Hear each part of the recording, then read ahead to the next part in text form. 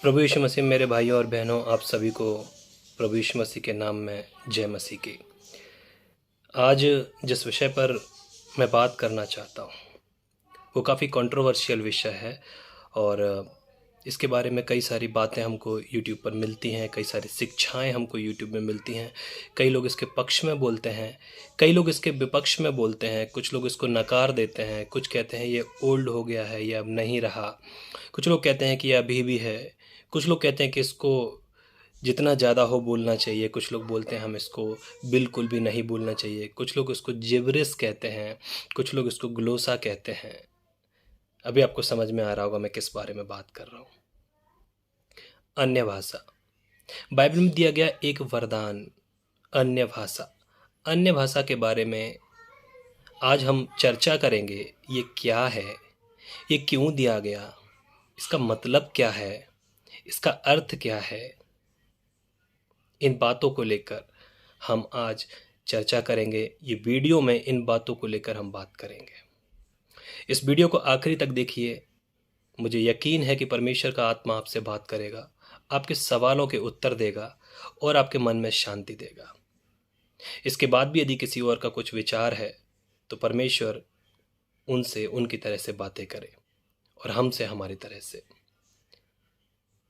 ताकि जिसके पास जो प्रकाशन है वो उसको परमेश्वर की महिमा के लिए और परमेश्वर के राज्य की उन्नति के लिए लगाए, ना कि आपसी वाद विवाद और आपसी किसी बात के लिए। फिर भी यदि आपको कोई सवाल, कोई बात, कोई क्वेश्चन या किसी प्रकार कोई क्वेरी है तो मेरा अनुरोध है आप कमेंट में अपने सवालों को डाल सकते हैं, आप कमेंट में अपने विचारों को डाल सकते हैं, आप कमेंट में अपनी जो भी आपके प्रकाशन है या जो भी परमेश्वर से आपको मिला या पवित्र आत्मा ने आपसे जो भी बात की इस वीडियो के दौरान, आप उसको कमेंट में लिखकर हम तक पहुंचा सकते हैं। प्रभु आपको आशीष दे। आइए हम शुरू करेंगे। हम प्रार्थना के साथ शुरू करेंगे। स्वर्गीय पिता, हम धन्यवाद करते हैं। जीवित परमेश्वर, तू सारी सृष्टि का मालिक है, सब बातों का रचने वाला पिता। प्रार्थना करता हूँ परमेश्वर, आज प्रभु जी इस गंभीर विषय को प्रभु जी जो आपने हालेलुया आपके वचन में हमको मिलता है प्रभु, इसको हम चर्चा करने वाले हैं। प्रभु आपकी आत्म अगुवाई से प्रभु जी इस विषय के ऊपर जो आपने मुझे दिया, मैं से इस वीडियो के द्वारा मेरे सभी मसीह भाई बहनों और जो भी इनको सुनेंगे उन सारे भाई बहनों तक पहुंचाना चाहते हैं। प्रभु इन प्रकाशनों के द्वारा आप हमसे बातें करें और हमारी उन्नति का कारण होने के लिए हम आपकी ओर देख रहे हैं प्रभु कि आप हमें आशीषित करें। प्रभु यीशु मसीह के नाम में यह दुआ मांगता हूँ, प्रार्थना सुनने के लिए धन्यवाद, जीवन देता। आमीन। पहला कुरिन्थियों 12 अध्याय जिसमें पवित्र आत्मा के वरदानों के बारे में लिखा हुआ है, उसमें से हम पवित्र आत्मा के ये अन्य भाषा वाले भाग को हम पढ़ेंगे, जिसमें लिखा है वरदान तो कई प्रकार के हैं परंतु आत्मा एक ही है, और सेवा भी कई प्रकार की है परंतु प्रभु एक ही है, और प्रभावशाली कार्य कई प्रकार के हैं परंतु परमेश्वर एक ही है जो सब में हर प्रकार का प्रभाव उत्पन्न करता है। किंतु सबके लाभ पहुंचाने के लिए हर एक को आत्मा का प्रकाश दिया जाता है, क्योंकि एक को आत्मा के द्वारा बुद्धि की बातें दी जाती हैं और दूसरे को आत्मा के द्वारा ज्ञान की बातें। किसी को उसी आत्मा से विश्वास और किसी को उसी आत्मा से चंगा करने का वरदान दिया जाता है। फिर किसी को सामर्थ के काम करने की शक्ति और किसी को भविष्यवाणी की और किसी को आत्माओं की परख और किसी को अनेक प्रकार की भाषा और किसी को भाषाओं का अर्थ बताना। परंतु ये सब प्रभावशाली कार्य वही एक आत्मा कराता है और जिसे जो चाहता है बांट देता है। यहाँ पर हम अन्य भाषा के बारे में पढ़ते हैं। फिर जब हम पढ़ते हैं प्रेरितों का काम 2 अध्याय, जिसमें जब पवित्र आत्मा उतरते हैं, पेंतीकोस्त के दिन 120 लोग अटारी पर बैठकर परमेश्वर के वायदे किए हुए पवित्र आत्मा के लिए प्रार्थना कर रहे थे, और पेंतीकोस्त के दिन यानी कि यीशु मसीह के जी उठने के 50वें दिन और स्वर्ग जाने के बाद के 10वें दिन जब वो लोग दुआ कर रहे थे तो पवित्र आत्मा वहाँ पर लिखा है कि एकाएक आकाश से आंधी की सी सनसनाहट का सा शब्द हुआ और उन्हें आग की सी जीभें फटती हुई दिखाई दी। सनसनाहट का शब्द हुआ और जिससे सारा घर जहाँ पे बैठे थे गूंज गया, और उन्हें आग की सी जीभें फटती हुई दिखाई दी, और उनमें से हर एक पर 8 ठहरी और वे पवित्र आत्मा से भर गए, और जिस प्रकार आत्मा ने उन्हें बोलने की सामर्थ्य दी वे अन्य अन्य भाषा बोलने लगे। यानी कि अन्य भाषा है, अन्य भाषा का वरदान है। अन्य भाषा का वरदान बाइबल में दिए गए पहले कुरिन्थियों 12 अध्याय में जो हमने भी पढ़ा उसमें दिए गए सारे 9 वरदानों में से एकमात्र ऐसा वरदान है जो आपके पर्सनल है। बाकी 8 वरदान दूसरों के लिए है। आप सारे में वरदानों में से कोई सा भी वरदान देख लीजिए, आत्माओं की परख हो, बुद्धि की बातें हों, ज्ञान की बातें हों, आप खुद को नहीं बोलोगे, आप दूसरों को बोलो। ज्ञान की बातें खुद को नहीं, हम दूसरों को बोलते। भविष्यवाणी खुद को नहीं, हम दूसरों के लिए करते। चंगाई खुद की नहीं, दूसरे के लिए करते हैं। सामर्थ्य काम खुद को नहीं, दूसरे के लिए करते हैं। परंतु अन्य भाषा एकमात्र ऐसा वरदान है जो पर्सनल है। वो कहता है कि जो अन्य भाषा में बातें करता है वह अपनी ही उन्नति करता है। क्या कहता है? कि वह अपनी ही उन्नति करता है। तो इसमें दूसरों के लिए कुछ भी नहीं है। अन्य भाषा का जो वरदान है वो पूर्ण रीति से व्यक्तिगत उन्नति के लिए लिखा है कि जो अन्य भाषा में बातें करता है वह अपनी ही उन्नति करता है, परंतु जो भविष्यवाणी करता है वह कलीसिया की उन्नति करता है, यानी कि सारी बातें दूसरों के लिए। परंतु अन्य भाषा में बात करने वाला अपनी ही उन्नति करता है। तो अन्य भाषा जो है वो अकेला ऐसा वरदान है जो हमारे लिए पर्सनल है, और ये हर एक मसीह व्यक्ति को पाना जरूरी है। पर यदि परमेश्वर की इच्छा नहीं हो और आत्मा इसे ना देना चाहे तो वो दूसरी रीति से अपनी सेवकाइयाँ लेते हैं।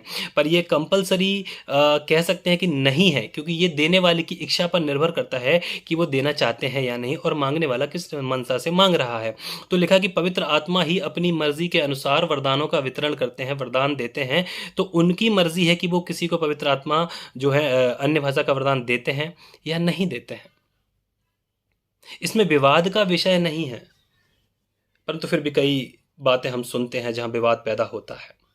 अन्य भाषा में बात करने वाला जो व्यक्ति है वो अपनी ही उन्नति करता है। अपनी ही उन्नति से मतलब क्या है? वो आत्मिक उन्नति करता है, वो भौतिक उन्नति करता है, वो वैचारिक उन्नति करता है, वो अपने स्वभाव में परमेश्वर के पुत्र प्रभु यीशु मसीह की ओर बढ़ने लगता है।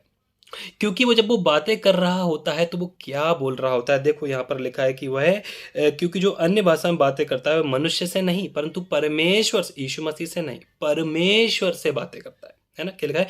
वह मनुष्यों से बातें नहीं करता परंतु किससे करता है? परमेश्वर से बात करता है। परमेश्वर मतलब पिता परमेश्वर, यीशु मसीह के बारे में नहीं है। पिता परमेश्वर से बातें करता है। और वो क्या बातें करता है? यहाँ पे लिखा है क्योंकि उसकी कोई नहीं समझता, क्योंकि वह भेद की बातें आत्मा में होकर बोलता है। भेद की बात, जब कोई चीज मिस्ट्री ही बोली जा रही है तो उसे कोई कैसे समझेगा? स्वाभाविक बात है, जब कोई बात मिस्ट्री बोली जा रही है, रहस्य की बात बोली जा रही है, कोडिंग में बोली जा रही है हम कह सकते हैं, या कोई इस तरीके से बोली जा रही है जो सामने वाला नॉर्मली ना समझ पाए, तो उसके लिए तो वो भेद है। और जब भेद की ही बातें, और जब ये स्वर्गीय स्तर की बात हो, परमेश्वर के स्तर की बात हो, तो भला कोई कैसे समझेगा? कोई भी कैसे समझेगा? अन्य भाषा में बात करने वाले की बातें खुद अन्य भाषा बोलने वाले व्यक्ति को समझ में नहीं आती हैं, क्योंकि वह खुद वेद की बातें बोल रहा है, क्योंकि उसको अनुवाद का वरदान नहीं प्राप्त है। और जब तक अनुवाद का वरदान प्राप्त नहीं है, उसकी बातों का अनुवाद कौन कर सकेगा? और जब कोई नहीं कर सकता तो फिर वो भेद की बातें भेद में ही रह जाएंगी। वो भेद की बातें बोलता है, नंबर 1, और नंबर 2 वो परमेश्वर की महिमा की बातें बोलता है। आपको मालूम है, अन्य भाषा बोलने से आपके विचारों का शुद्धिकरण होता है। अन्य भाषा बोलने से आपको अपने गंदे विचारों पर जय प्राप्त होती है। अन्य भाषा बोलने से आपको अपने स्वाभाविक स्वभाव पर जय प्राप्त होती है। आपका जलन, ईर्ष्या, कुड़ना, गलत बोलना, गाली देना, चोरी करना, ढिठाई के पाप, गुप्त पाप, इन बातों पर आपको विजय प्राप्त होती है, क्योंकि ये अपनी ही उन्नति करता है। जो कोई अन्य भाषा बोलता है वह अपनी ही उन्नति करता है। तो फिर अन्य भाषा को लेकर इतना विवाद क्यों है? जिब्रिस, ग्लोसा, ये वाली भाषा, वो वाली भाषा, इधर की भाषा, उधर की भाषा, ये सारी बातें कहां से आती हैं?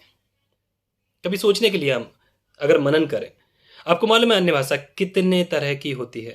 आखिर अन्य भाषा, इस दुनिया में लोग कहते हैं कि अगर वो दुनिया की भाषा बोल रहे हैं तो फिर वो सही है, अगर वो दुनिया की भाषा नहीं बोल रहा है, उसका अर्थ नहीं मिल रहा है, तो फिर वो गलत है, यानी कि फिर वो जिब्रिस यानी कि शैतानिक भाषा है, ऐसा करके भी हम सुनते हैं। लेकिन आपको मालूम है कौन व्यक्ति इस दुनिया में, मुझे बता दीजिए, कौन सा व्यक्ति ऐसा है जो ये कंफर्म कर सकता है कि ये जिब्रिस है?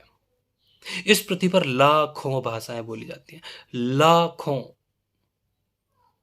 और कौन सा ऐसा अकेला व्यक्ति है जिसको लाखों सारी ही भाषा, किसी कबीले की भाषा, किसी किसी दूर दराज के आउटरीच एरिया में पाए जाने वाले आदिवासी या मूल निवासी वहाँ के, उनकी भाषा, जिनके नाम ही इस तरह के होते हैं कि लेने के लिए हमारी जीभ तक खराब हो जाए, हम उसको ठीक से नाम ना ले सकें, इस तरीके से वो लोग अपने लोगों का नाम लेते हैं, बातें करते हैं, और अजीब प्रकार के साउंड, कई जगह तो साउंड जो होते हैं साउंड निकालते हैं और साउंड ही नाम होता है। तो फिर क्या कहें कि वो जिब्रिस है? अन्य भाषा जो बोलते हैं कि जिब्रिस है, उनसे मेरा सवाल यही है बस एक, कि क्या उन्हें दुनिया की सारी भाषाएं आती हैं? और अगर आती हैं तो फिर वो ही अनुवाद कर सकते हैं अन्य भाषा का। अगर नहीं आती हैं तो भी वो उसको जिब्रिस नहीं ठहरा सकते या शैतानिक भाषा नहीं बोल सकते, क्योंकि पता ही नहीं है ना कि कहां की और कौन सी भाषा बोली जा रही है। आखिर परमेश्वर ने कौन सा भाषा दिया है? Who knows? No one. तो अन्य भाषा के कई प्रकारों में से ये एक पहला प्रकार है।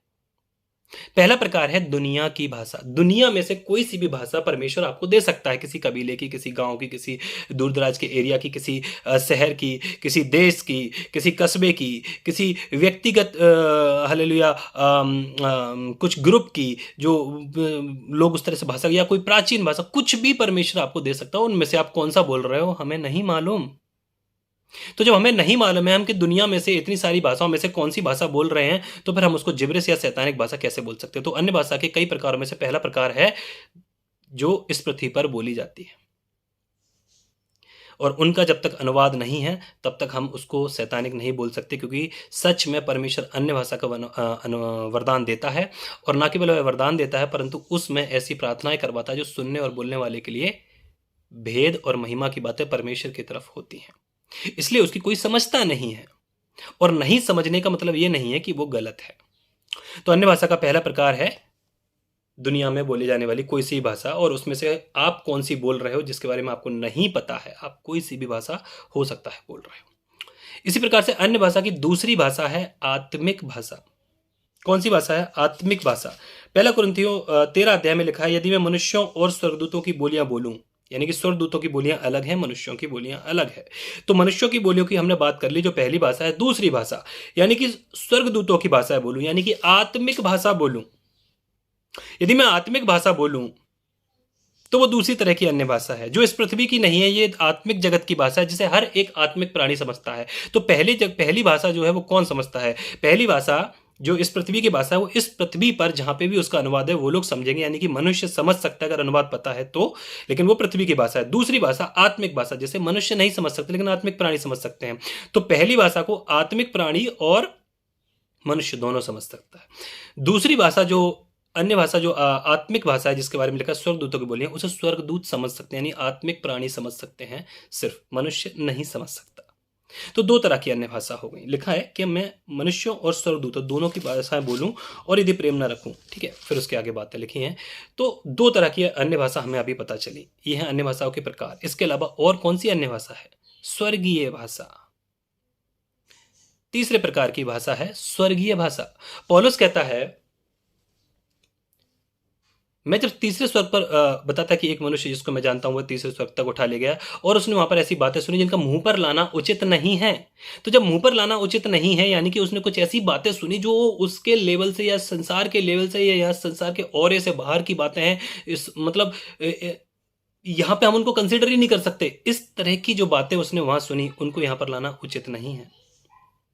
एक राजा ने जब परमेश्वर के मंदिर के सामान को उठाकर उनका अनादर किया तो दीवार पर एक हाथ दानियल के समय पर उकेरा गया और उसने उस दीवार पर कुछ लिखा, और जब उसने कुछ लिखा तो उसका जो अर्थ था वो कोई नहीं बता सका। सिर्फ परमेश्वर का आत्मा जब दाऊद को बताया, तब दानियल को बताया तो दानियल ने उसका अनुवाद किया।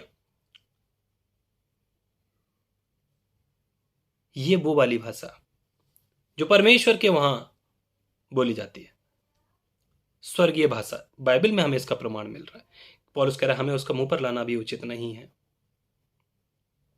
तो हमने देखा तीन तरह की अन्य भाषा है। पहली भाषा मनुष्य समझता है, मनुष्य और आत्मिक प्राणी दोनों समझते हैं। दूसरी भाषा आत्मिक प्राणी समझते हैं, मनुष्य नहीं समझता। और तीसरी भाषा जो स्वर्गीय भाषा है, जो परमेश्वर के क्षेत्र में या परमेश्वर का कहना चाहिए, इसको सही तरीके से अगर बोलें तो प्रभु के जो एक और कोई स्थान जो तीसरा स्वर्ग बोला जाता है, उस स्थान में या परमेश्वर के बहुत ही गुप्त स्थान में परमेश्वर के बहुत करीब होकर जो बातें होती होंगी, उनको स्वर्गीय भाषा के तौर पर बोला जाता है। तो 3 तरह की अन्य भाषाओं के बारे में हमें मिलता है। अब आपने एक चीज और नोट करी होगी कि अन्य भाषा बोलने के समय पर हमें सारी भाषाएं लगभग एक सी सुनाई देती हैं। बलामा सिंध लेखती वाला बरा सिंधु को रोग लेत करती, ये जो शब्द हैं ये हमको एक जैसे सुनाई देते हैं। कई लोग बोल रहे हैं पर हमको सुनाई दे रहा है वो रिबला बाला खाबशी अंधे, वो ऐसे बोल रहा है, सामने वाला भी वैसे ही बोल रहा है, ऐसे ही हमको सुनाई देता है। लगता है कि सब एक जैसी तो बोल रहे हैं। परंतु आपको मालूम है, जब मैं इस बारे में सोच रहा था और मैं काफ़ी समय तक इस बात को लेकर परेशान था, पर तब एक दिन मेरे को इस बात को समझ में आया कि जब दुनिया में, जैसे फॉर एग्जांपल हमारे लिए हम हिंदी बोलते हैं, हिंदी भाषा बोलते हैं। अब निमाड़ी हिंदी अलग है, मालवी हिंदी अलग है, बुंदेलखंडी अलग है, राजस्थानी हिंदी अलग है, पंजाबी हिंदी अलग है, खड़ी हिंदी अलग है, और भी जो जो लोग हिंदी बोलते हैं, जहाँ पर हिंदी प्रॉपर रीति से बोली जाती है, परंतु उनकी हिंदी अलग है। और बोल वो हिंदी रहे, परंतु फिर भी उनकी हिंदी अलग है, उनकी टोन अलग है, उनके शब्द अलग है, उनके बोलने का तरीका अलग है, पर वो बोल हिंदी ही रहे हैं। ऐसे ही अन्य भाषा के क्षेत्र में भी हमको लगता है सब एक जैसी बोल रहे हैं, परंतु वो अलग अलग बोल रहे हैं।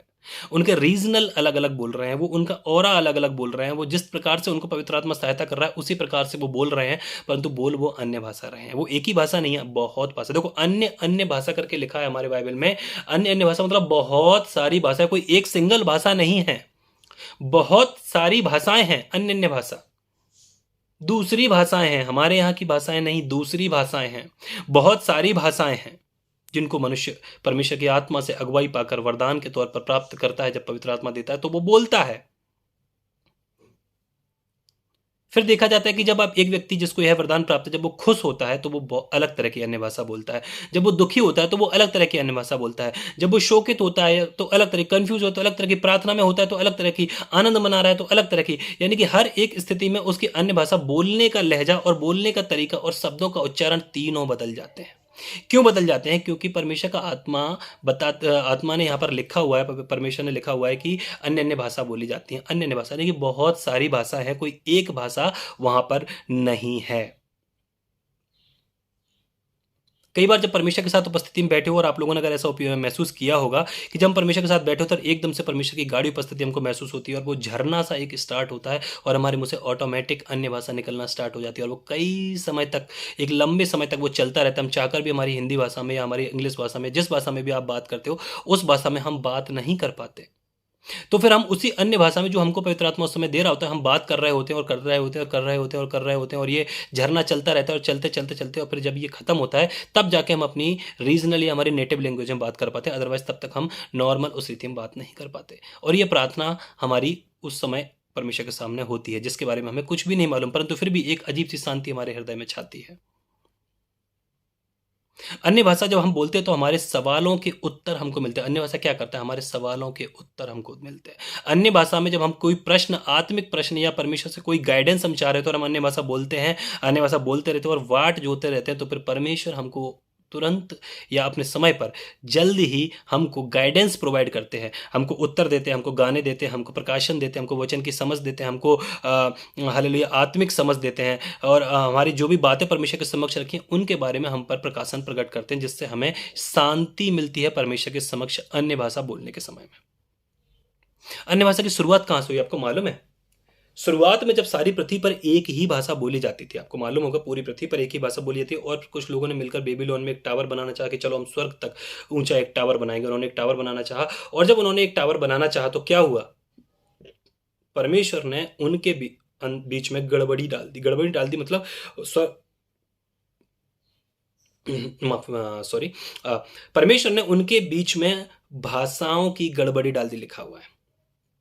वो सारे लोग अलग अलग भाषाएं बोलने लग गए, सब लोग अलग अलग भाषाएं बोलने लग गए, और जब वो अलग अलग भाषाएं बोलने लग गए तो उनके विचार, वो एक दूसरे की बात नहीं समझ पा रहे। बात ना समझ पाने की वजह से उनका जो मिशन था वो डिस्ट्रैक्ट हो गया। उनका मिशन जो था वो ईविल मिशन था, और परमेश्वर की आज्ञा जो थी वो क्लियर थी कि तुम फूलो फलो और पूरी पृथ्वी में भर जाओ। परंतु वो सब क्या कर रहे थे? फूलना फलना तो हो रहा था, परंतु पूरी पृथ्वी में नहीं जाए। वो सब एक जगह होकर रह रहे थे और बोल रहे थे कि आओ हम मिलकर एक गुम्मट बनाएंगे जो स्वर्ग तक ऊंचा उठाएंगे, हम एक टावर बनाएंगे ऊपर स्वर्ग तक उठाएंगे उसको हम। और इस रीति से उन्होंने उस चीज को करने लगे, और वो करने भी लग गए, क्योंकि उन सबकी भाषा एक थी, उनके प्लान एक थे, उनकी बातचीत एक थी, उनके सारे एक थे। इसलिए परमेश्वर ने उस समय भाषाओं, बहुत सारी भाषाओं को भेजा और उनके बीच में गड़बड़ी होगी। और जब वो एक दूसरे की बात नहीं समझ पा रहे थे तो फिर उन्हें गड़बड़ी हो जाने के कारण उनका जो प्लान था वो डिस्ट्रॉय हो गया, वो खत्म हो गया, वो बना ही ना सके और फिर वो फैल गए। तो क्या परमेश्वर ने गड़बड़ी की भाषा डाल दी? तो क्या परमेश्वर गड़बड़ी का परमेश्वर? नहीं। परमेश्वर की आज्ञा क्लियर थी कि तुम फैल जाओ, पर तुम फैल नहीं रहे थे। वो क्या कर रहे थे? वो एक जगह होकर परमेश्वर के विरोध में एक मिशन चला रहे थे। तो परमेश्वर की इच्छा तो थी कि फैल जाओ, पर वो नहीं फैल रहे थे। इसलिए परमेश्वर ने उस ईविल मिशन को डिस्ट्रॉय करने के लिए संसार में बहुत सारी भाषाएं, अनेकों भाषाएं उस समय भेजी। और जब वो भेजी तो परमेश्वर ने उनके ईविल मिशन को डिस्ट्रॉय किया, परंतु जो उसकी सिद्ध इच्छा थी कि ये लोग फैल जाए पूरी पृथ्वी पर, उस चीज का विस्तारीकरण हो गया और वो लोग पूरी पृथ्वी पर फैल गए। क्योंकि उनकी बन नहीं रही थी ना आपस में उनकी बातचीत नहीं हो रही, इशारे नहीं समझ पा रहे, तो फिर क्या हुआ? वो अलग अलग हो गए और वो मिशन वहीं खत्म हो गया। तो जब परमेश्वर पहले के समय में जो भौतिक लोग थे, भौतिक लोगों को अपनी इच्छा के अनुसार अलग अलग होने के लिए भौतिक भाषाओं को, यानी संसारिक भाषाओं को, संसारिक लोगों के लिए संसारिक भाषाओं को भेज सकता है स्वर्ग से। ये भाषाएं भी कहां निर्मित हुई थी? स्वर्ग में निर्मित हुई थी। परमेश्वर के स्वर्ग से ही, परमेश्वर की इच्छा के अनुसार वो भाषाएं स्वर्ग से ही आई थी, क्योंकि पृथ्वी पर तब एक ही भाषा थी। तो जब एक ही भाषा थी तो वो सारी भाषाएं भी स्वर्ग से ही आई थी। और स्वर्ग से जब वो आई तो उनमें बैठ गई तो वो उनमें आपस में गड़बड़ हो गई और वो लोग सारी दुनिया में फैल गए। तो फिर जब परमेश्वर पुराने नियम में अपनी इस इच्छा को पूरी करने के लिए और ईविल मिशन को डिस्ट्रॉय करने के लिए इस तरह की भाषा लोगों में दे सकता है, तो नए नियम में अब वही परमेश्वर स्वर्ग से फिर से एक बार और आत्मिक भाषाओं को क्यों नहीं दे सकता, ताकि सारे लोग जो पूरी दुनिया में फैले हुए हैं वो सब एक ही भाषा या परमेश्वर की आत्मा की अगुवाई से मिले हुए अन्य अन्य भाषा के वरदान को बोलते हुए परमेश्वर के सामने एक हो जाएं। क्योंकि पहले परमेश्वर ने फैलाव किया था, परंतु अब चाहता है कि सब मिलकर आत्मिक स्थिति में, आत्मिक औरे में सब एक हो जाएं, क्योंकि परमेश्वर चाहता है उसके बच्चे उसके पास रहें। तो जिसने पहले भौतिक संसार के लिए भौतिक भाषाएं दी, वही अब इस आत्मिक संसार के लिए, आत्मिक जगत के बच्चों के लिए, अपने लोगों के लिए आत्मिक भाषाएं क्यों नहीं दे सकता? आखिर इसमें इतना कंफ्यूजन क्यों है? किस बात का कंफ्यूजन है? वो भाषाएं भी जो पहले बोली भेजी गई थी वो भी स्वर्ग से ही आई थी, और ये वाली भाषाएं भी जो आत्मिक जगत में, पेंतिकोस्त के दिन जब मिली हैं, तो ये भाषाएं भी स्वर्ग से ही आई हैं। दोनों ही भाषाएं स्वर्ग से आई हैं, पर पहली फिजिकल रीति से आई हैं, दूसरी स्पिरिचुअल रीति से आई हैं। और हमको पता है कि old testament is the shadow of the new testament, है ना? तो पुराने नियम में सब कुछ भौतिक था, फिजिकल था, संसारिक था। नए नियम में वही सब कुछ जो पुराने नियम में भौतिक, फिजिकल, संसारिक था, नए नियम में वही सब कुछ आत्मिक और स्पिरिचुअल हो गया। पहले सारी आशीषें भौतिक थी, अब सारी आशीषें आत्मिक है। पहले सफरिंग अलग तरह की थी, अब सफरिंग अलग तरह की है। पहले सब कुछ जो प्रकाशन थे और जो लड़ाइयां थी अलग तरह की हैं, अब जो प्रकाशन और लड़ाइयां हैं वो अलग तरह की हैं। तो पहले के बाद जगत में और अब के जगत में बहुत अंतर है। पहले सब भौतिक था और अब सब आत्मिक है। तो भौतिक जगत के लिए परमेश्वर ने भौतिक भाषाएं भेजी ताकि भौतिक जगत में सब लोग फैल जाएं। आत्मिक जगत के लिए परमेश्वर ने आत्मिक भाषाएं भेजी ताकि सब लोग आत्मिकता में एक हो जाएं। इसमें कोई कंफ्यूजन आई थिंक होना नहीं चाहिए। तो हमने 3 तरह की अन्य भाषाएं देखी, पहला पृथ्वी की, दूसरा आत्मिक, तीसरा स्वर्गीय। और एक और भाषा के बारे में बाइबल में लिखा, आपको पता चले जब मिस्र में ये लोग गुलाम थे, इजराइली लोग मिस्र में गुलाम थे 430 साल तक, तो उस समय वहां पर लिखा है, मूसा से बातें करते समय कहते हैं कि मैंने उनकी प्रार्थना सुनी। देखो वहां पर ऐसा नहीं लिखा उन्होंने प्रार्थना करी है, वहां पर लिखा है वो लोग करा रहे, परमेश्वर वो लोग प्रार्थना कर रहे थे, सॉरी वो लोग प्रार्थना करने लगे। तो परमेश्वर कह रहा है मैंने उनका कराहना सुना। देखो परमेश्वर कराहना सुन रहा है और वो लोग कर रहे हैं प्रार्थना। तो कराहना भी एक प्रार्थना, जिसके विषय रोमियो 8:26-27 में हमको मिलता है कि हम नहीं जानते किस रीति से प्रार्थना कर। तो वो लोगों को मालूम ही नहीं था किस रीति से प्रार्थना करना, वो लोग करा रहे थे। और कराहने के विषय को परमेश्वर कहता है मैंने उनकी प्रार्थना सुनी है। यहां वो करा रहे हैं और परमेश्वर कह रहा है मैंने प्रार्थना सुनी है, मैंने उनका कराहना सुना है। तो जब आप आत्मिक स्थिति में परमेश्वर के सामने कराहते हो, पीड़ा, दर्द, एकदम कष्ट में एकदम, तो परमेश्वर आपकी उस कराहने को सुनता है। वो आवाज है, वो एक प्रार्थना है, अन्य भाषा।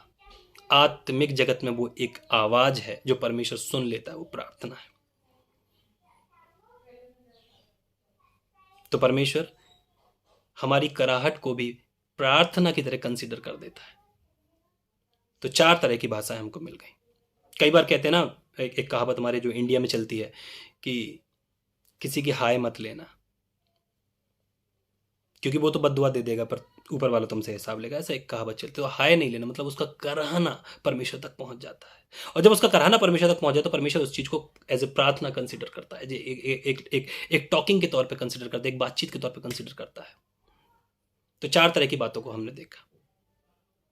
पवित्र आत्मा के बारे में देखें, जब पवित्र आत्मा विश्वास करने पर मिलता है तो विश्वास करने पर मरकुस 16 अध्याय 17 से 21 के बीच में जो लिखा हुआ है वहां पर लिखा हुआ है कि प्रार्थना विश्वास करने वाले को के बीच में या विश्वास करने वाले में ये चिन्ह होंगे। तो वहां पर अन्य भाषा भी लिखा हुआ है और पहला कुरिन्थियों में भी लिखा हुआ है। तो पहले जो मिला हुआ है वो अन्य भाषा एक चिन्ह के तौर पर, दूसरी बार जो मिला हुआ है वो एक वरदान के तौर पर। दोनों में जमीन आसमान का अंतर है। चेलों को जब पवित्र आत्मा मिलने के पहले भी यीशु मसीह ने जब दो के जोड़े बनाकर उनको भेजा कि तुम जाकर जाओ, सब जगह प्रचार करो, मुर्दों को जलाओ, अंधों को दिखाओ, राज्य का समाचार प्रचार करो। तो जब वो लोग गए, दुष्ट आत्मा को निकालो करके आज्ञा दी, तो वो लोग गए तो उनने वो सारे काम किए जो वरदान यहाँ पर लिखे हुए हैं। इसी वरदान के अंतर्गत उन्होंने सारे काम किए, पर उनको जो मिला था वो पवित्र आत्मा का वरदान नहीं मिला था, उनको चिन्ह के तौर पर मिला था वो चीज, क्योंकि पवित्र आत्मा अभी तक उनको मिले ही नहीं थे, उनको एक चिन्ह के तौर पर मिले थे जो यीशु मसीह ने ही उनको आधिकारिक तौर पर दिया था। परंतु जब यीशु मसीह जी उठे तो उनको उनके ऊपर फूंका और बोला लो पवित्र आत्मा, तो उनको अब पवित्र आत्मा दिया गया। तो जब अब उनको पवित्र आत्मा दिया गया तो अभी पवित्र आत्मा मिलने के बाद भी, जब पहले उनको पवित्र आत्मा नहीं मिले थे तब वो इतने सामर्थ्य काम कर रहे थे, लेकिन अब उनको पवित्र आत्मा मिल गया तब भी वो इतने सामर्थ्य काम नहीं कर पा रहे, क्योंकि पवित्र आत्मा अब एक्टिव नहीं है। पहले आधिकारिक तौर पर अधिकार दिया गया था, परंतु अब पवित्र आत्मा तो दिया गया परंतु एक्टिव नहीं है। एक्टिव होने के लिए पवित्र आत्मा ने पेंतीकोस्त के दिन चुना। परमेश्वर की इच्छा के अनुसार जब प्रभु ने वहां पर प्रार्थना की परमेश्वर से, तो पिता की ओर से हमारे लिए सहायक भेजा गया और पेंतीकोस्त के दिन वो चेलों के प्रेरितों के ऊपर उतरा, और जब उनके ऊपर उतरा तो लिखा है कि वो सब पवित्र आत्मा से भर गए और जिस प्रकार से उन्हें आत्मा ने सामर्थ्य भी अन्य भाषा बोलने लगे। उसके बाद हम देखते हैं कि सारे वरदान वहां पर काम कर रहे हैं। तो पवित्र आत्मा का बपतिस्मा के समय मिलना अलग है, उससे भरना अलग है, और उसके क्या कहना चाहिए वरदानों में एक्टिवेट होना अलग है। आपको मालूम है एक रूम में बल्ब लगा हो सकता है, परंतु जरूरी है कि उसमें रूम में लाइट ना हो, क्योंकि बटन नहीं जलाया गया। तो जब पवित्र आत्मा प्रभु यीशु मसीह ने दिया तो बल्ब तो लगा दिया था परंतु बटन नहीं जलाया था। बटन तभी दबाया गया जब पेंतीकोस्त के दिन पवित्र आत्मा होते तब वो बटन दबाया गया ताकि तब रूम में लाइट हुई। तो बल्ब तो पहले लगा के चले गए थे यीशु मसीह, लाइट तभी हुई।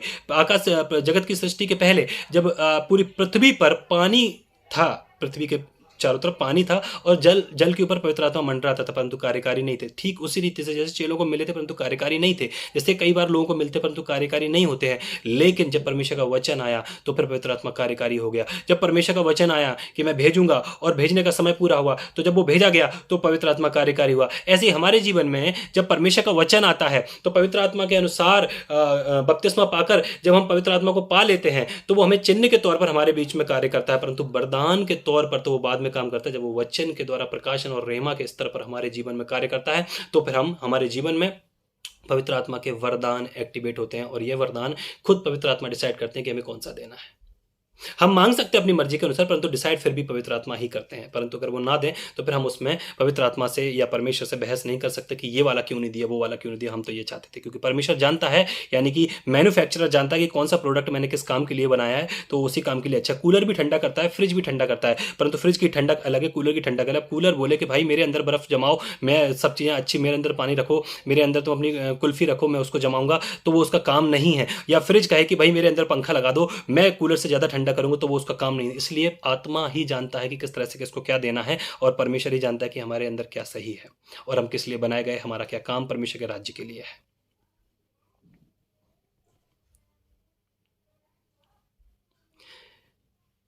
पुराने नियम में जब पवित्र आत्मा आया करते थे तो वो आते थे, अपना काम करते थे, चले जाते थे, आपको मालूम होगा।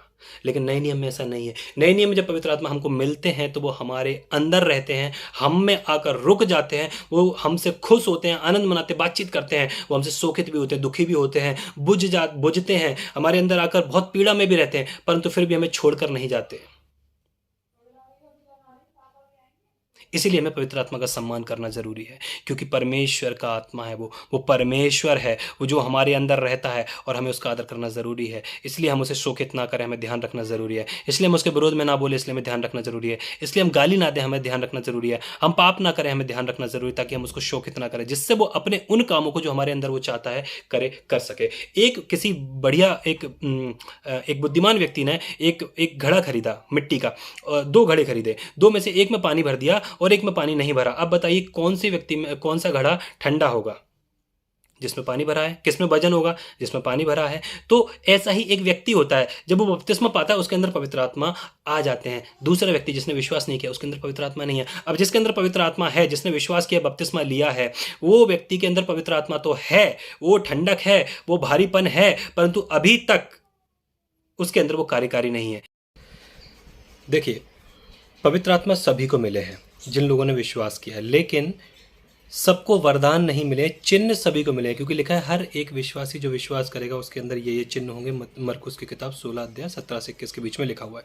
लेकिन वरदानों का वितरण जो है, वो वरदानों का वितरण पवित्र आत्मा की मर्जी के अनुसार होता है। मान लीजिए एक व्यक्ति है, कोई बुद्धिमान व्यक्ति है, उसने 2 मटके खरीदे, एक मटके में पानी भरा, एक में पानी नहीं भरा। तो ठंडा कौन सा होगा? जिसमें पानी भरा हुआ है।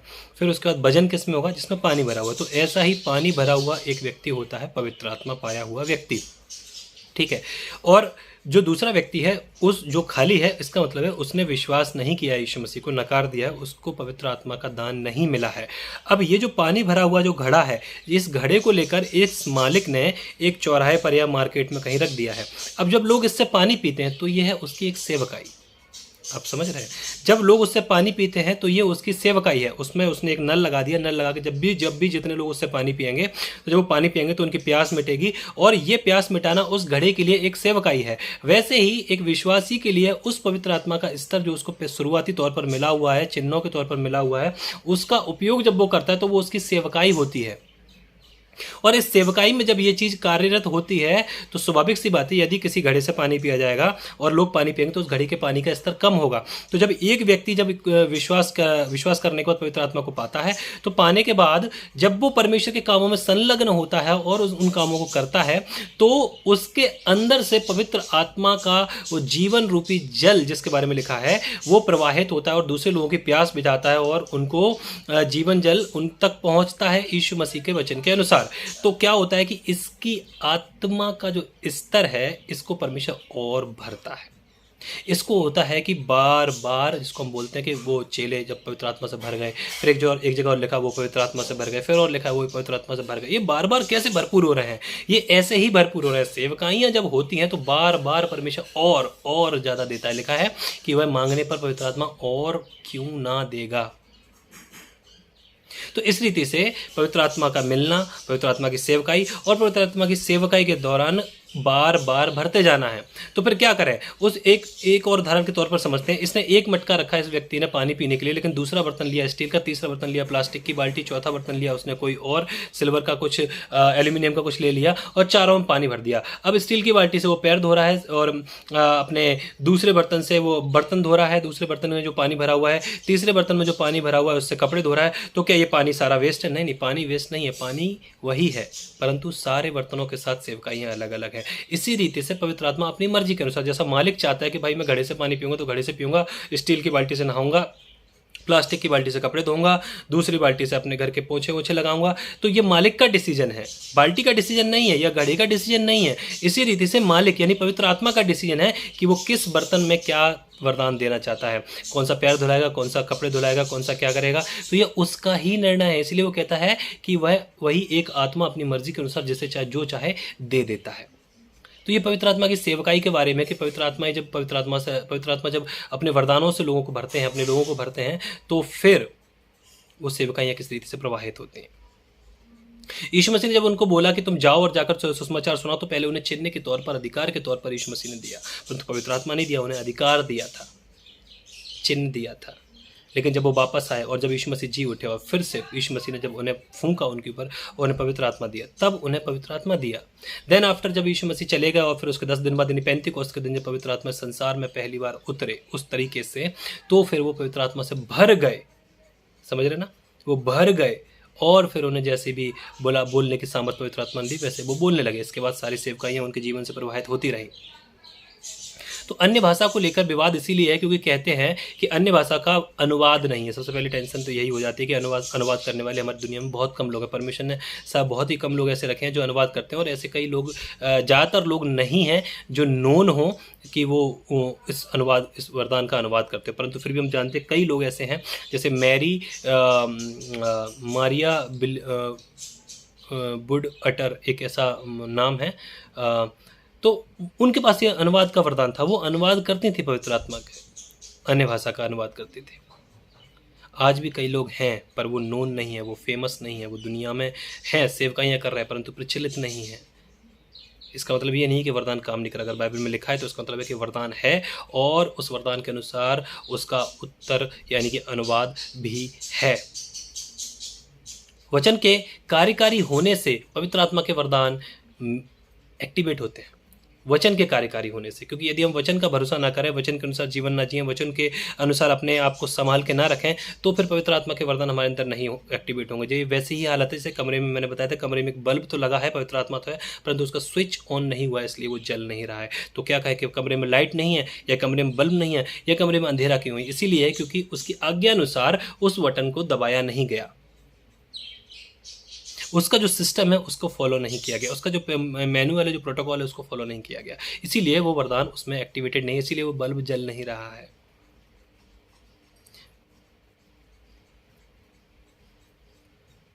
अन्य भाषा जो है, 9 वरदानों में से एक ही वरदान ऐसा है जो हमारे लिए है, बाकी सारे वरदान दूसरों के लिए है, सारे वरदान दूसरों के लिए। कोई वरदान ऐसा नहीं है जो व्यक्तिगत हो, परंतु यही एक वरदान है जो व्यक्तिगत। यदि आपको बुद्धि चाहिए आप इसमें प्रार्थना कर सकते हैं, आपको अपने संघर्षों पर चाहिए आप अन्य भाषा में प्रार्थना कर सकते हैं, आपके अपने व्यक्तिगत विषयों में आप अन्य भाषा में प्रार्थना कर सकते हैं, आप पारिवारिक विषयों में आप अन्य भाषा में प्रार्थना कर सकते हैं, आप चर्च लेवल पर प्रार्थना करना चाहते हैं चर्च के लिए तो अन्य भाषा में प्रार्थना कर सकते हैं, आप देश के लिए प्रार्थना करना चाहते हैं अन्य भाषा में प्रार्थना करते हैं। क्योंकि जब व्यक्ति अन्य भाषा में प्रार्थना करता है तो वो परमेश्वर की महिमा और भेद की बातें बोलता है। उसे नहीं मालूम क्या बोल रहा है, परंतु वो ऐसी बातें बोलता है जो महिमा और भेद की बातें हैं। परमेश्वर की महिमा किस में है? गुप्त रखने में। इसीलिए तो उसका अनुवाद गुप्त रखा है परमेश्वर ने। वचन कहता है कि परमेश्वर की महिमा बातों को गुप्त रखने में, परंतु राजा की महिमा गुप्त बातों को पता लगाने में। इसीलिए प्रभु कहता है तुम मेहनत करो ताकि तुम अनुवाद भी पाओ, बड़े से बड़े वरदान की धुन में रहो। और लिखा है कि जो अन्य भाषा बोले वो यह प्रार्थना करे कि वो उसका अनुवाद भी कर सके। तो लोग प्रार्थना करें, लोग प्रार्थना नहीं करते हैं कि वो अनुवाद कर सके, इसीलिए दिक्कत होती है। उससे पवित्र आत्मा के अन्य भाषा का वरदान पाकर वहाँ पर रुक जाते हैं। उसके अनुवाद के लिए प्रैक्टिस या उसके अनुवाद के लिए कोशिश और प्रार्थना और उसके लिए लगन नहीं दिखाते हैं, जिसके कारण ये वरदान आज कम पाया जाता है। हमें और आपको अन्य भाषा के लिए प्रार्थना करनी है।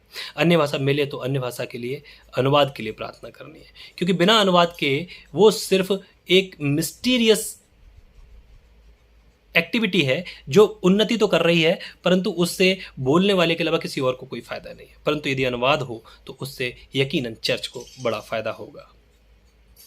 अब मैं आपको कुछ अपनी व्यक्तिगत गवाहियाँ बताऊंगा, जिसमें जो मैंने आपको बताया कि अन्य भाषा कितने प्रकार की है, अन्य भाषा क्यों दी गई है, और अन्य भाषा कब इस दुनिया में किस तरह से आई, इन बातों को लेकर हमने चर्चा किया।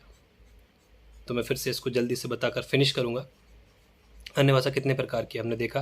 पृथ्वी की भाषा जो बहुत सारी हैं, उनमें से कोई सी बोल रहे होंगे, स्वर्गीय भाषा और आत्मिक भाषा, और फिर एक कराहने की आवाज़ जिसके बारे में लिखा है रोमियो 8:26, जिसको सपोर्ट करता है जब इजराइल लोग कर रहे थे उसको।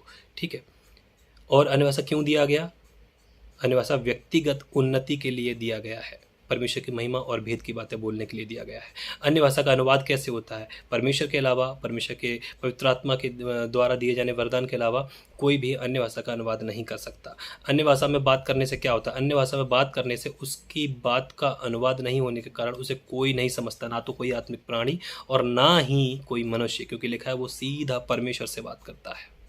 जो अन्य भाषा में बोलता है वो परमेश्वर से बात करता है। तो परमेश्वर से ही बात हो रही, तो ये डायरेक्ट फेस टू फेस बात हो रही है। एक ऐसा इंसिडेंट कह सकते हैं कि डायरेक्ट एक फ़ोन कॉल पे बात हो रही है। इस तरह का जो है कि मतलब व्यक्ति टू व्यक्ति बात हो रही है, और बीच में कोई और उसको इंटरप्रेट नहीं कर सकता। जैसे कि व्हाट्सएप पे मैसेज आता है ना, एनक्रिप्टेड मैसेज, ये कुछ उस तरह का माहौल होता है। लेकिन अगर परमेश्वर किसी को अनुवाद का वरदान दे तो ये अनुवाद हो सकता है, और होता भी है। कई लोग इसका अनुवाद करते होंगे, मुझे विश्वास है।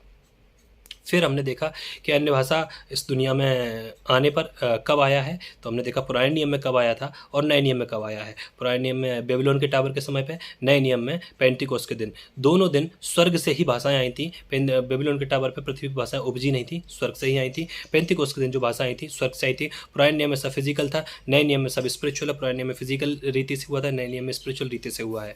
तो ये सब उसी तरीके से पुराने नियम में फैलाव किया गया ताकि परमेश्वर की मर्जी पूरी हो, ताकि लोग पृथ्वी पर फैल जाए, ताकि वो ईविल जो उनका जो बुरे विचार हैं, बुरी योजना है, उनको सफल ना कर सके। नए नियम में परमेश्वर ने सब जो फैले हुए हैं उनको समेटने के लिए, उनको एकजुट होने के लिए, आत्मिक रीति में एक होने के लिए उनको ये भाषा दी है, ताकि जो फैले हुए हैं वो एकजुट हो जाए अपने अच्छे और भले कामों के लिए। इसके लिए ये अन्य भाषा इस दुनिया में परमेश्वर ने दिया है ताकि विश्वासी लोग उन्नति करें, न केवल अपनी, वरन जब वो उन्नत हो तो चर्च की उन्नति हो, जब वो उन्नत हो तो परमेश्वर के राज्य की उन्नति हो, जब वो उन्नत हो तो परमेश्वर के राज्य को इस पृथ्वी पर लाने के लिए कार्य करें और हर एक रीति से परमेश्वर की महिमा हो।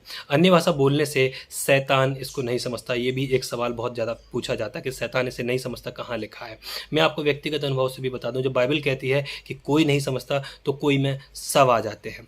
कोई नहीं बचता सिवाय परमेश्वर के, सिवाय परमेश्वर के कोई नहीं बचता, सब आ जाते हैं। फिर मैं आपको बताऊँ, एक बार मैं अपने बिस्तर पे लेटा हुआ था रात में और मैं अन्य भाषा बोल रहा था, और अन्य भाषा बोलते बोलते बोलते मैंने देखा कि मैं सो नहीं रहा था, मैं लिटरली जाग रहा था। मैंने देखा एक बहुत काला साया, एकदम गाढ़े धुएं सा, बहुत गाढ़े धुएं सा, एकदम सुर्ख काला साया, एक बेडौल आकृति, सिर्फ वो धुएं धुएं की आकृति आकर मेरे को ऐसे ऊपर से ऐसे उसने कवर कर लिया। और जब उसने कवर कर लिया तो उसकी आंखें जो थी वो बहुत रेड कलर की और ब्राइट कलर की थी, ब्राइट रेड ऐसा जो कलर होता है उस तरह की, वो चमक रही थी। और उसके नाखून मुझे यहाँ ऐसे ऐसे करते हुए महसूस हो रहे थे कि वो मुझे ऐसे जस्ट नोचना, फाड़ना चाहता है।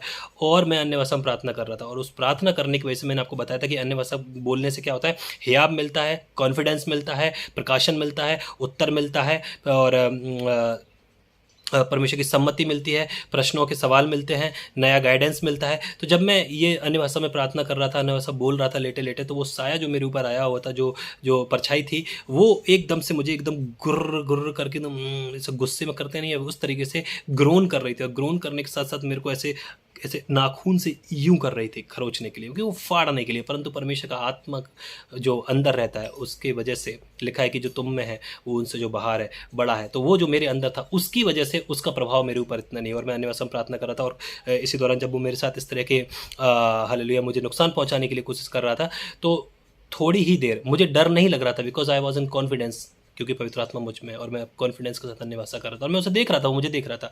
और फिर थोड़ी देर में, कुछ सेकंडों के बाद, लगभग आधे पौने मिनट के बाद, वो जैसे आया था वैसे ही उतर के चला गया। उसके आने की उपस्थिति पे भी बहुत गंभीर जो एहसास होता है वो था, उसके जाने के बाद जो रिलैक्स था वो भी वैसा ही था। ये एक इंसिडेंट है, ऐसे और भी इंसिडेंट मैं आपको बता सकता हूँ। ये हुआ जब अन्य भाषा में परमेश्वर भेद और महिमा की बातें और आत्मिक जो अपनी उन्नति के द्वारा परमेश्वर हमें कैसे स्ट्रॉन्ग करते हैं, और कैसे हम दुष्ट आत्माओं पर प्रबल होते हैं, या उनके खिलाफ हम सामर्थ्य हो पाते हैं। ये एक इंसिडेंट है। दूसरा इंसिडेंट है, एक दिन परमेश्वर इस प्रकार से मुझे देखने का अनुग्रह दे रहा है कि मैंने देखा कि एक शब्द आसमान में उभरा जिस पे लिखा हुआ था हाजीवा। तो मैंने पूछा ये क्या है। फिर एक और दूसरा शब्द उभरा, उस पर लिखा था होरलाम। तो मैं और बेचैन हो गया, मैंने कहा ये क्या है। तो जब पहला शब्द उभरा हाजीवा, तो मैंने पूछा था कि ये क्या है, तो आवाज आई ये स्पिरिचुअल लैंग्वेज है, ये आत्मिक भाषा है। फिर दूसरा शब्द जब होरलाम उभरा, तो मैंने पूछा ये क्या है, बोले ये स्वर्गीय भाषा है।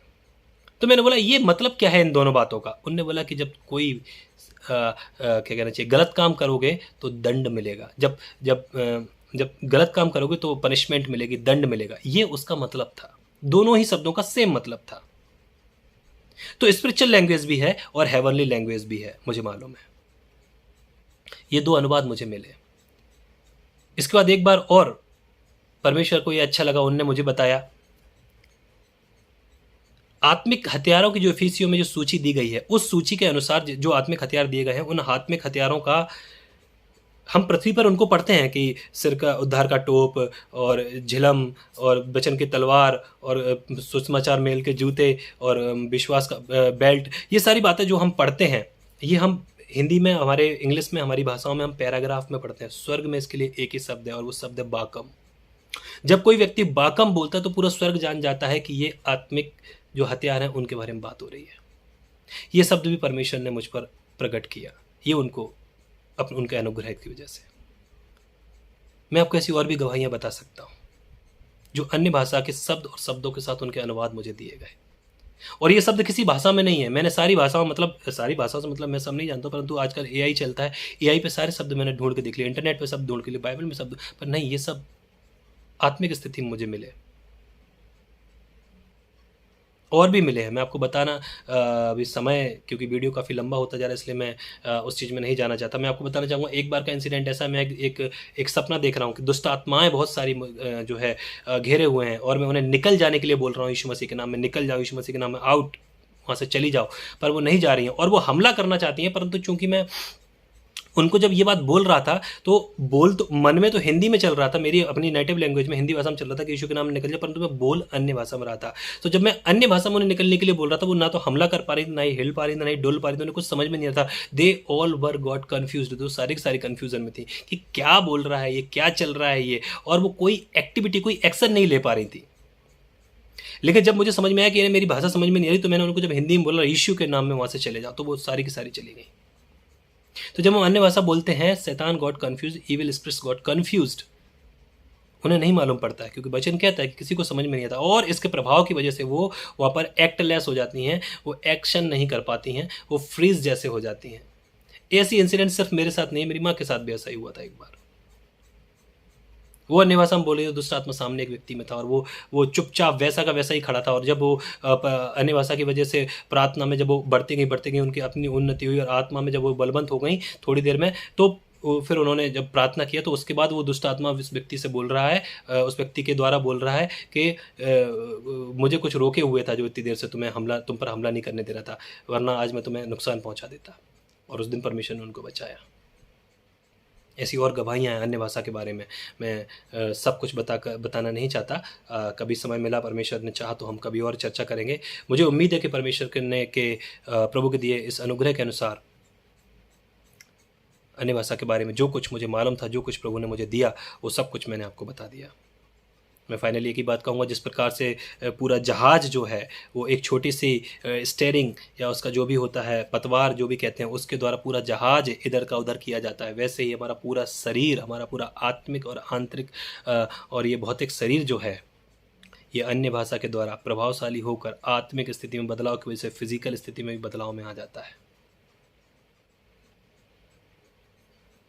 अन्य भाषा बोलते रहिए, अन्य भाषा अनुवाद के लिए प्रार्थना करिए, और कभी भी डाउट मत करिए, क्योंकि अगर बाइबल में है तो वो है। परमेश्वर आपको इस वचन के द्वारा ब्लेस करे, प्रभु आपको आशीष दे। आपके कमेंट्स, आपकी बातें, आपके सवाल, आपके क्वेश्चन, आपके कुछ भी आपके मन में है, आप कमेंट में लिख कर मुझे बता सकते हैं। प्रभु आपको आशीष दे।